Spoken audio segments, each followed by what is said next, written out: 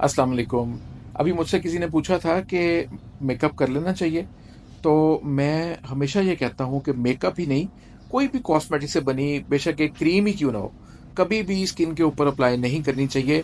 जो लोग मेकअप करते हैं, फ्रीक्वेंटली मेकअप करते हैं, वो मेकअप उनको अपना मोहताज बना लेता है, क्योंकि मेकअप करने के बाद उनकी स्किन के ऊपर डिस्कलरेशन, प्रीमेच्योर एजिंग, ये इस तरह की कई और ख़राबियाँ पैदा हो जाती हैं। स्किन के ऊपर इस तरह के मसाइल पैदा हो जाते हैं जिनसे स्किन बुरी तरह से बज़ाहिर ज़ाहरी लेयर्स भी उसकी डैमेज होती हैं, अंदरूनी लेयर्स भी डैमेज होती हैं। सिर्फ इतना ही नहीं, उसके अंदर परफ्यूम्स होते हैं और प्रिजर्वेटिव्स होते हैं, और साथ में ऐसी चीज़ें मौजूद होती हैं जो स्किन के अलावा बॉडी के अंदरूनी निज़ाम में खलल डालती हैं, मतलब हार्मोनल इम्बैलेंस का बाइस बन सकती हैं।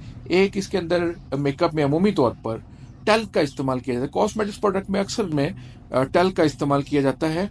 वो ना सिर्फ रेस्पिरेटरी सिस्टम को मुतासर कर सकता है, बल्कि ओवरीन कैंसर तक के उसके केसेस रिपोर्ट हुए हैं उसकी वजह से। तो इसलिए बहुत ही शिद्दत के साथ मैं मना करता हूँ, कोई भी कॉस्मेटिक चीज़ें ना लगाएं। आप नेचुरल ब्यूटी का मुकाबला कभी भी मेकअप वाली खातून कर ही नहीं सकती। जिन खवातीन ने मेकअप नहीं इस्तेमाल किया, आज भी हमारी माशरे में मौजूद हैं ऐसी खवातीन जो बिल्कुल भी मेकअप कभी उन्होंने इस्तेमाल नहीं किया, और हर शादी में वो हल्की फुल्की लिपस्टिक लगाती हैं और चली जाती हैं। वो ज़्यादा अट्रैक्टिव उनकी स्किन नज़र आ रही होती है, ज़्यादा फ्रेशनेस उनके चेहरे के ऊपर होती है निस्बतन उन खवातीन के जो मेकअप करके गई होती हैं।